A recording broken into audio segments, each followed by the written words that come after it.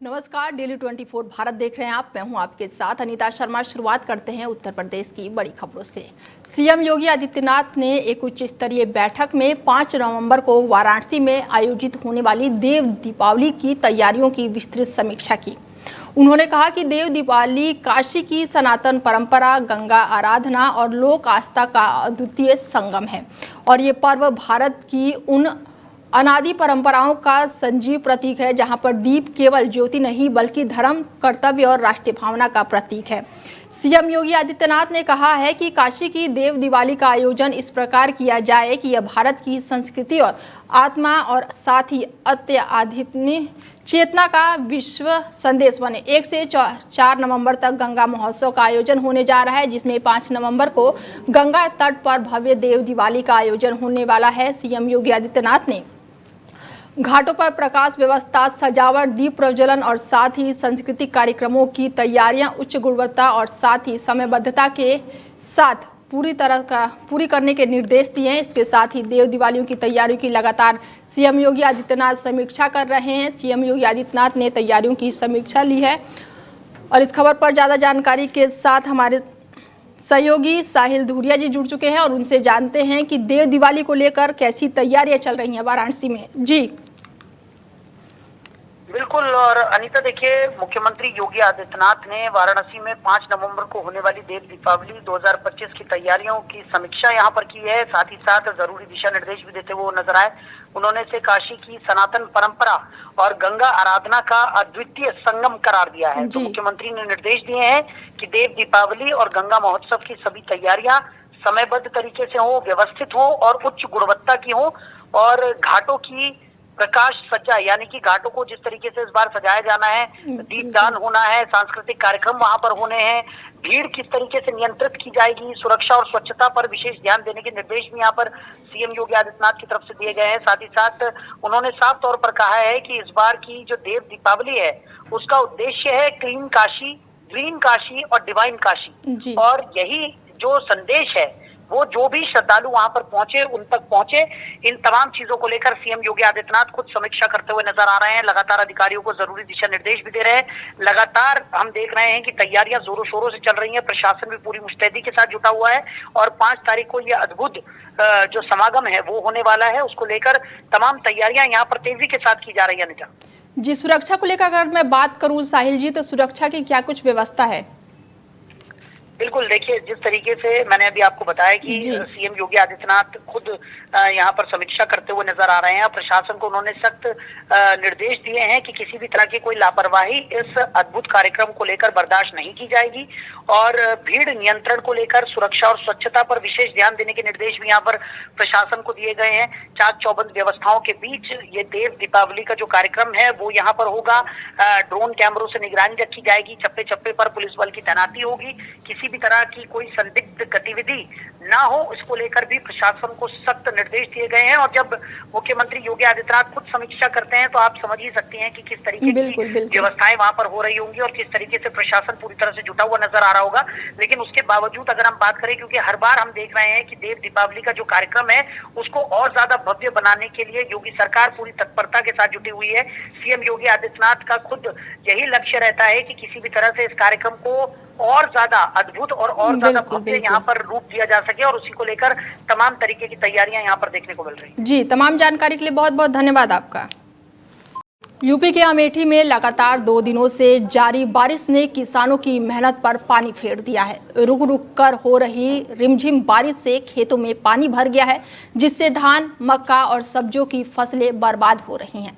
दिन रात मेहनत से फसल तैयार करने वाले किसान अब अपनी फसलों को बचाने में असमर्थ नजर आ रहे हैं। ग्रामीण इलाकों में किसानों ने प्रशासन से मुआवजे की मांग की है। अरे पानी बस रहा है और धान कटक रहा है, सब सड़ रहा है। ये समस्या कुछ काटा है, कुछ कीटल आ गए, कुछ कीटल आ गए, वो भी सड़ रहा सब। तो लगभग अभी कितनी फसल कट गई है, कितनी बाकी है? अरे लगभग 10% कटी है, बाकी खड़ी है कुछ। तो सरकार की तरफ से कोई सुविधा या फिर कोई जो है मुआवजा आपको? अरे अब हमें तो कोई लोग सुनवाई नहीं है। अरे यार, पानी बरसता है, सब फसल सड़ती है, वही में नुकसान होता है।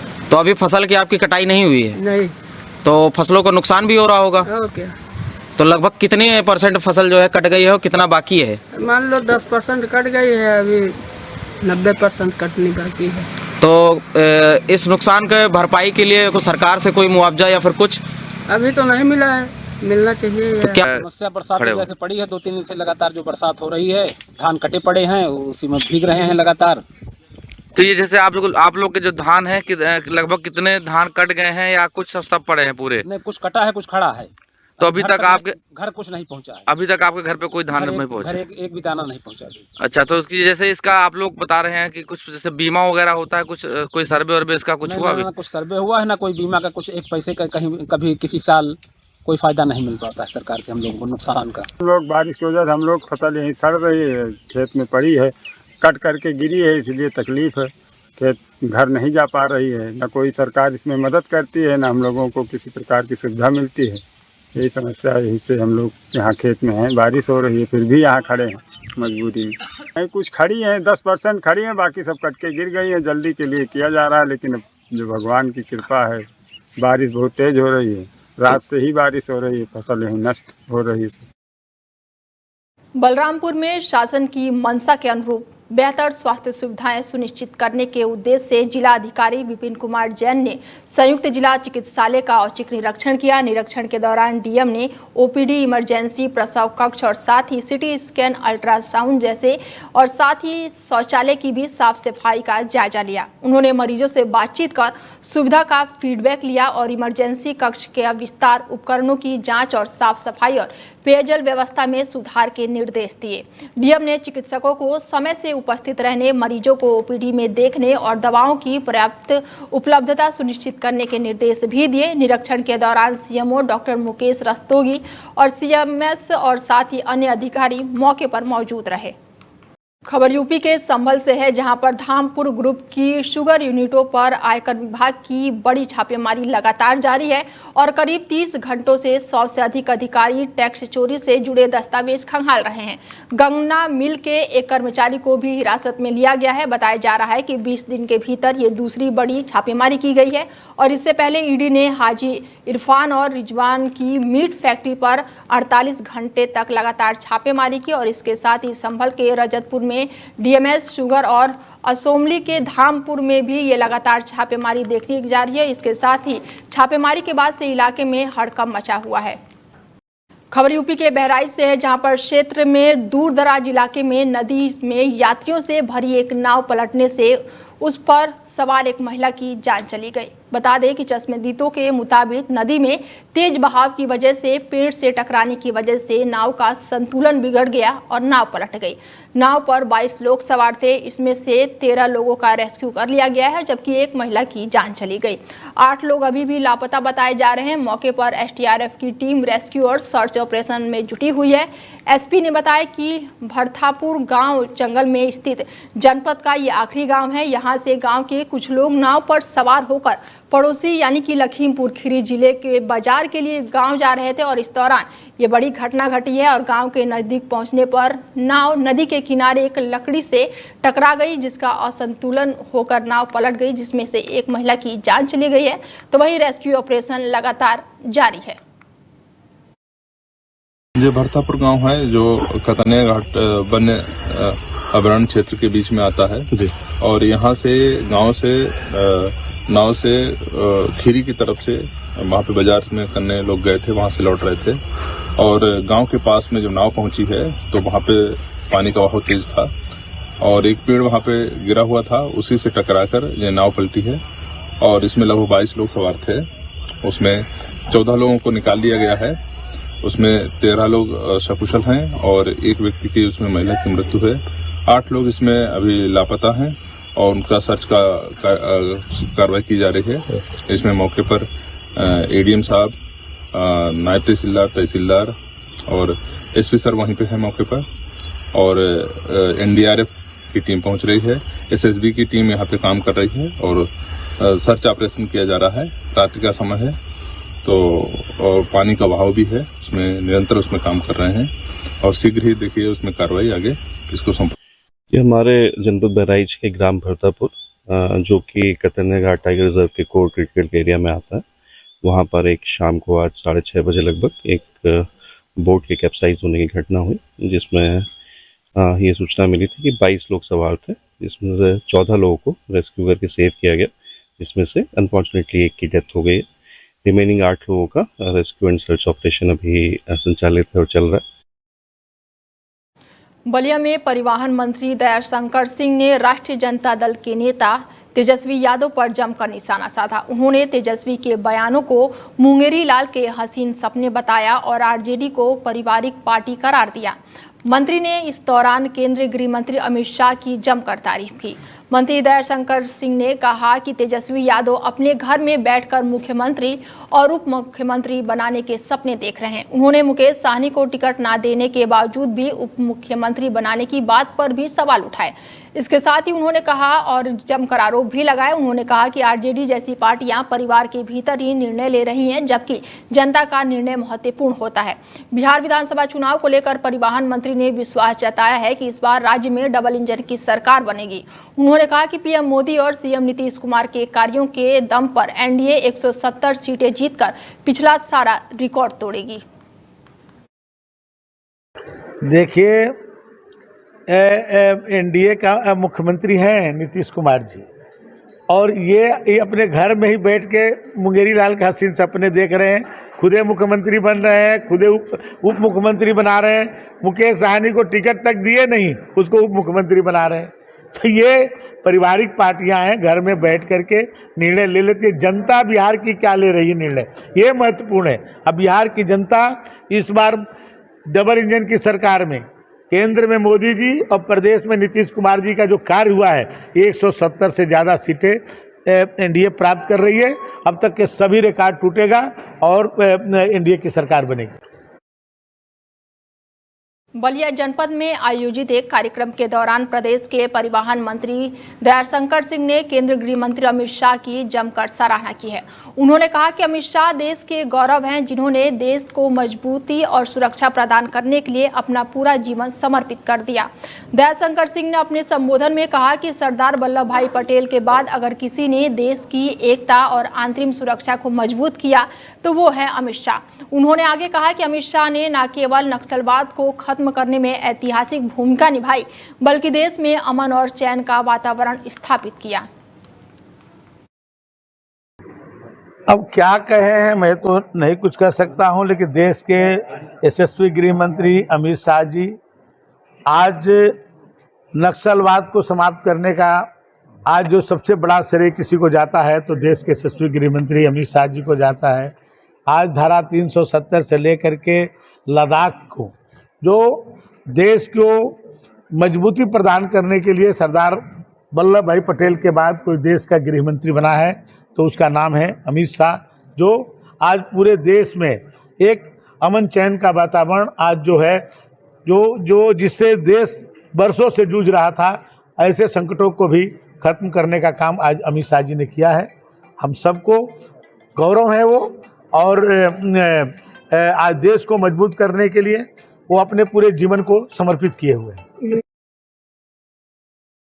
मुजफ्फरनगर में पिंटू सैनी हत्याकांड को लेकर जमकर हंगामा हुआ। मृतक के परिजनों ने पुलिस पर हत्या के मामले से गंभीर धाराएं हटाने का आरोप लगाते हुए नाराजगी जताई और कहा कि अगर उन्हें जल्द न्याय नहीं मिला तो वो परिवार सहित आत्मदाह करेंगे। और इस दौरान नगर कोतवाली थाने पर भारी पुलिस बल तैनात किए गए ताकि कोई भी अप्रिय घटना न हो। मामले की गंभीरता को देखते हुए सीओ सिटी सिद्धार्थ मिश्रा मौके पर पहुंचे और परिजनों से बातचीत की। उन्होंने आश्वासन दिया कि मामले की निष्पक्ष जांच कराई जाए और किसी भी दोषी को बख्शा नहीं जाएगा। और इसके बाद से कुछ देर के लिए माहौल शांत हुआ, लेकिन परिजनों ने चेतावनी दी कि अगर कार्रवाई में देरी हुई तो वो बड़े स्तर पर प्रदर्शन करेंगे। मुजफ्फरनगर में आगामी कार्तिक पूर्णिमा और गंगा स्नान पर्व को लेकर प्रशासनिक तैयारियां तेज हो गई है और इसी क्रम में मेरठ जोन के एडीजी मुजफ्फरनगर पहुंचे, जहां उन्होंने गंगा घाटों पर सुरक्षा और व्यवस्थाओं का विस्तृत निरीक्षण किया। एडीजी ने घाट परिषद, पार्किंग स्थल और यातायात मार्गों का जायजा लेकर अधिकारियों को आवश्यक दिशा निर्देश दिए। उन्होंने विशेष रूप से थाना भोपाल क्षेत्र के सकरुताला गंगा घाट का निरीक्षण किया, जहां पर्व के दौरान बड़ी संख्या में श्रद्धालु पहुंचने की संभावना है। एडीजी ने कहा है कि श्रद्धालुओं की सुरक्षा, स्वच्छता और सुचारू यातायात व्यवस्था प्रशासन की सर्वोच्च प्राथमिकता है। उन्होंने स्थानीय पुलिस अधिकारियों को भीड़ नियंत्रण और एंटी लेटेस्ट सिस्टम को मजबूत करने के निर्देश दिए। उत्तर प्रदेश के मुजफ्फरनगर जिले में चौपाल पर इस बार 16, 17 और 18 यानी कि 18 नवंबर 2025 को 7वां सर्व खाप पंचायत आयोजन की जाएगी और इसके साथ इसमें उत्तर प्रदेश, हरियाणा, पंजाब, राजस्थान, मध्य प्रदेश और छत्तीसगढ़ सहित कई राज्यों से बड़ी संख्या में लोग शामिल होंगे और इस सर्वजातीय और सर्वखाप पंचायत में समाज सुधार से जुड़े कई मुद्दे जैसे कि शादी में अनावश्यक खर्चा, मृतक भोज पर रोक, नशा मुक्ति, पेड़ लगाने और सामाजिक कुरीतियों को समाप्त करने पर चर्चा होगी। भारतीय किसान यूनियन के राष्ट्रीय प्रवक्ता राकेश टिकैत ने बताया है कि ये पंचायत समाज को जोड़ने का काम करेगी और युवाओं को अपनी परंपराओं और सामाजिक जिम्मेदारियों को सीख देगी। सर्वजातीय सरखाप पंचायत है और इसमें सभी जातियां शामिल होगी। जो सरकार जातियों को बांटने का काम कर रही है आपस में समाज को, ये खाप पंचायत जोड़ने का काम करती है। बड़ी ऐतिहासिक पंचायत होगी। अब जैसे बिजनौर से ये लोग आ लिए, यहाँ पे इनको भी चिट्ठी देंगे तो ये बिजनौर में काम करेंगे। अपने शास्त्र ये कुछ लोगों की जिम्मेदारी हरियाणा, बिजनौर और जो ये यहाँ पे पलवल साइड में जो 52 पाल है, इसमें हम 3 तारीख में जाएंगे तो वे वहां से मथुरा और आगरे तक जाएंगे। तो इसमें बड़ी संख्या में लोग आएंगे जो समाज सुधारक लोग हैं, वे इसमें आएंगे। हरियाणा से आएंगे, पंजाब से भी आएंगे, उत्तराखंड है, वन से, छत्तीसगढ़ से भी इसमें लोग आ रहे हैं। ये एक समाज सुधारक है जो जिसके रीति रिवाज है, उसमें खास करके मृतक भोज जो होते हैं तो इसमें बहुत खर्चा होता है। ब्याह शादियां बहुत खर्चा हो रहे हैं। मुजफ्फरनगर जिले से एक वीडियो तेजी से वायरल हो रहा है, जिसमें भारतीय किसान यूनियन के युवा उपाध्यक्ष साहिल शान विद्युत विभाग के जूनियर इंजीनियर से अभद्र भाषा में बात करते हुए नजर आ रहे हैं। बताया जा रहा है कि ये वीडियो 2 दिन पुराना है, जो अब सोशल मीडिया पर तेजी से वायरल हो चुका है। वीडियो में साहिल शान विद्युत विभाग के कार्यालय में अधिकारियों से बदसलूकी करते हुए दिखाई दे रहे हैं और इस घटना के सामने आने के बाद से बीकेयू टिकैत हाईकमान ने तुरंत ही कार्रवाई करते हुए साहिल शान को उनके पद से सस्पेंड कर दिया है। यूनियन पदाधिकारियों ने स्पष्ट चेतावनी दी है कि कोई भी संगठन से जुड़ा कार्यकर्ता बिना अनुमति किसी सरकारी कार्यालय में जाने की हिमाकत ना करे। घटना के बाद से विद्युत विभाग कार्यालय में अफसरों और कर्मचारियों में नाराजगी देखी जा रही है। तो वहीं बीकेयू नेतृत्व में इस कृत्य को संगठन की मर्यादा के खिलाफ बताया है और मामले की आंतरिक जांच भी अब शुरू कर दी गई है। मुजफ्फरनगर शहर कोतवाली क्षेत्र में एकता विहार कॉलोनी में गुरुवार को गेट पर ओम एकता विहार लिखे जाने को लेकर विवाद एक बार फिर से भड़क उठा है। मामला तब बढ़ गया जब एक समुदाय के 2 पक्ष आमने सामने आ गए और एक पक्ष के लोग गेट पर चढ़कर ओम को निशान मिटाने लगे और कुछ ही देर में दोनों पक्षों का समर्थन वहां पर एकत्र हो गया और माहौल पूरा तरह से तनावपूर्ण बन गया। हालांकि पुलिस की मुस्तैदी से स्थिति बेकाबू होने से पहले ही नियंत्रण में कर लिया गया। पुलिस टीम ने मौके पर पहुंचकर दोनों पक्षों को समझा बुझाकर मामला शांत कराया और किसी भी अप्रिय घटना को होने से रोक दिया।